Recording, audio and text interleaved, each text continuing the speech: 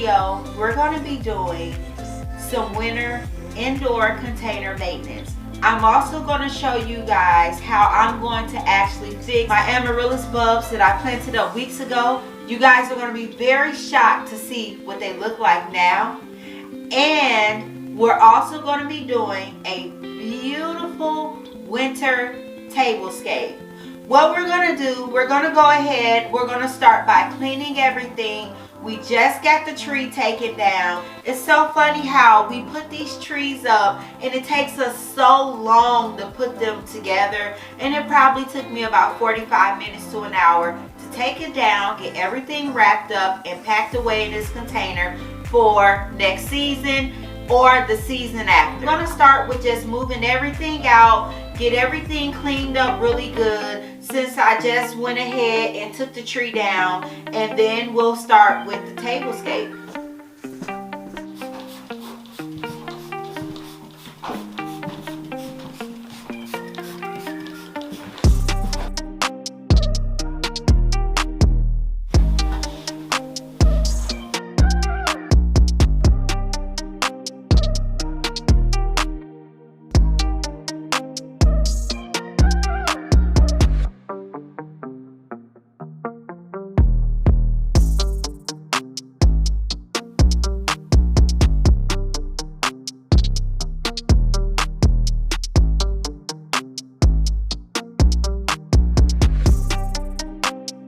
I want to go in and select my napkins that I'm going to use today. Now, I am going for a winter themed tablescape. So, just kind of think of winter in Wonderland. Just because Christmas has passed, it does not mean that you cannot continue to incorporate those items that make you think about the winter time. My dining room, as you guys can see, is comprised mostly of silvers, grays, different gray hues. You see the different color echoes, which I like to also use color echoes in my garden as well. I'm going to go in and try to select my napkins that I'm going to be using for my tablescape.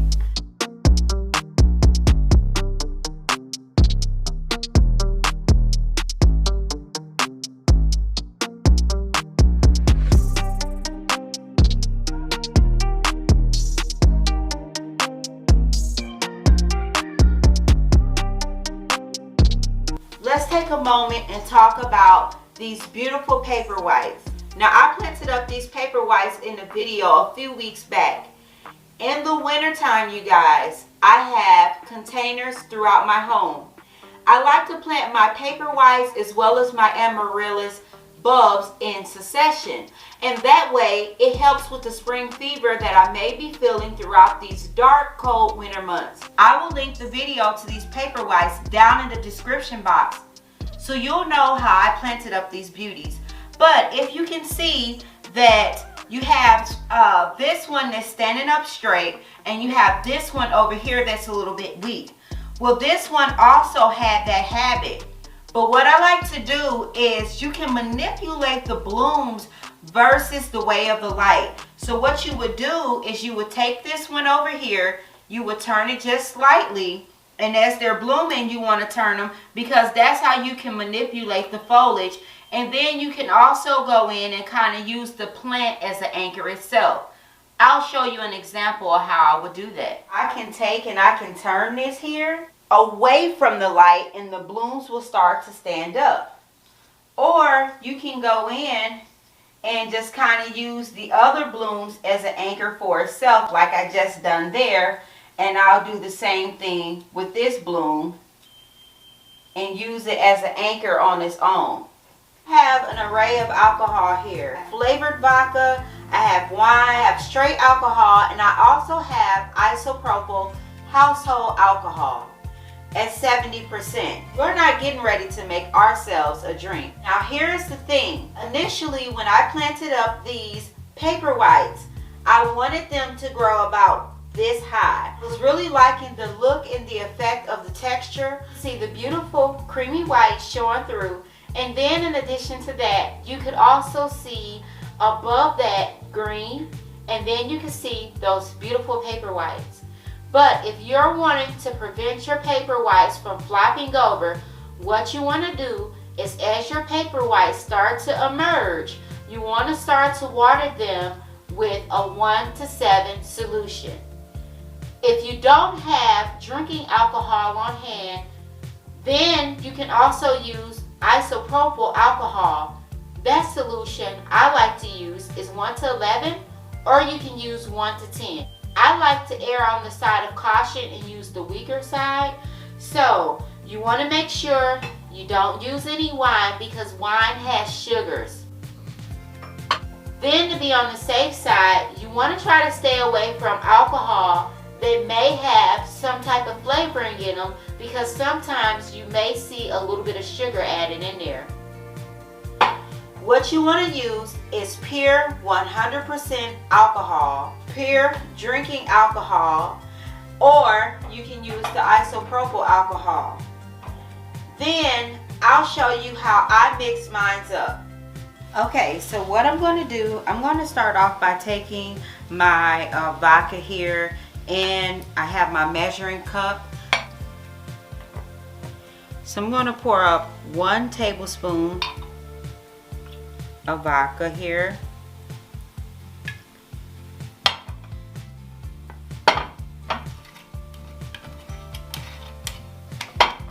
If you go over, that's okay.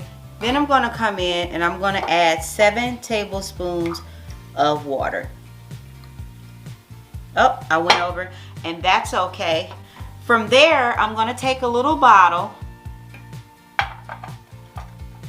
and take my funnel here, and I'm going to go ahead and pour in the water. I have 7 tablespoons here and 1 tablespoon of the vodka.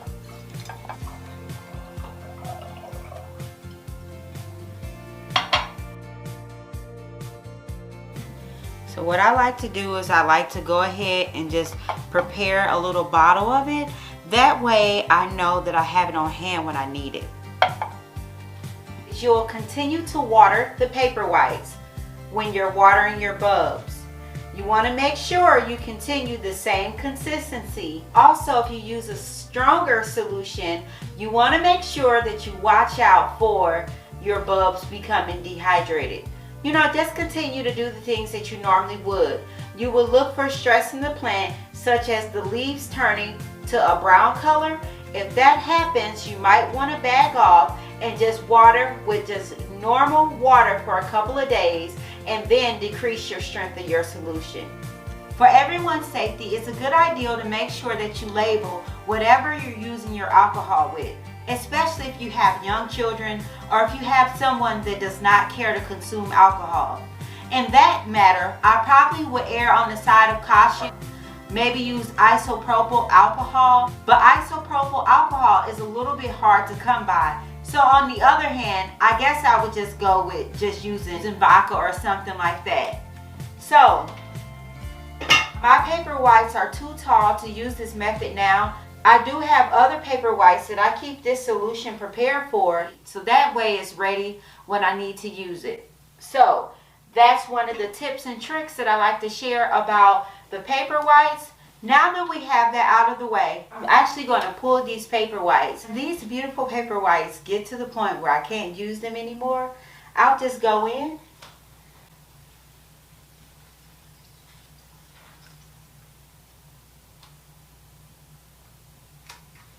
and I'll make a quick cut, and I'll leave the beautiful foliage, and that way they'll continue to show beauty. These paper whites do not go with the design that I'm getting ready to finish out. For my tablescape, I'm going to go ahead and move these to another location. Now, I'll place them into the guest room in my home. So let's go ahead and get these out, and let me show you these Amaryllis. You're going to be shocked once you see them.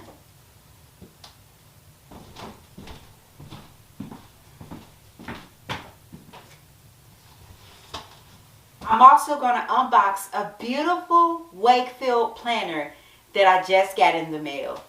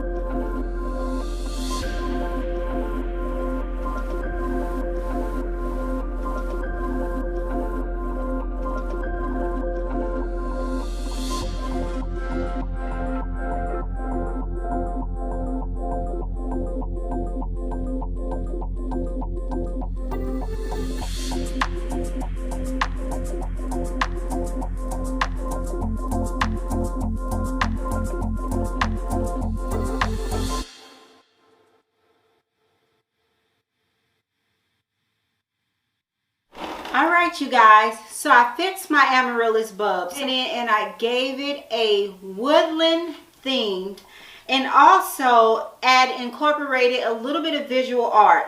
I went in, added a beautiful layer of sheet moss, and then also I added in 3 more Amaryllis bulbs. So once this display is done, these 3 can bloom up and give me my next show. The 3 at the bottom are Amaryllis roselia. So with my Amaryllis bulbs, I like to plant them in a succession of blooms. I went in last week and I actually planted up a trio of 3, went in, added some moss over the top of them. But this year I'm really in the mood for moss as a top dress. So I'm getting ready to go in and open up my planter that I just got, you guys.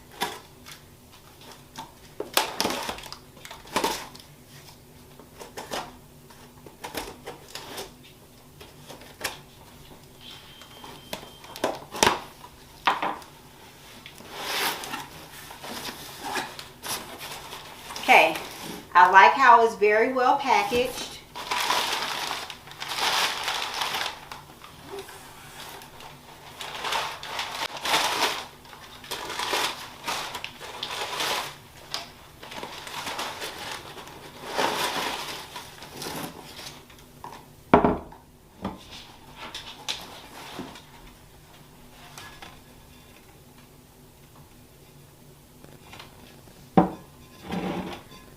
OMG. I like the weight of it. It's very beautiful. It's like an ash white. It's so beautiful. I can't wait to plant this up.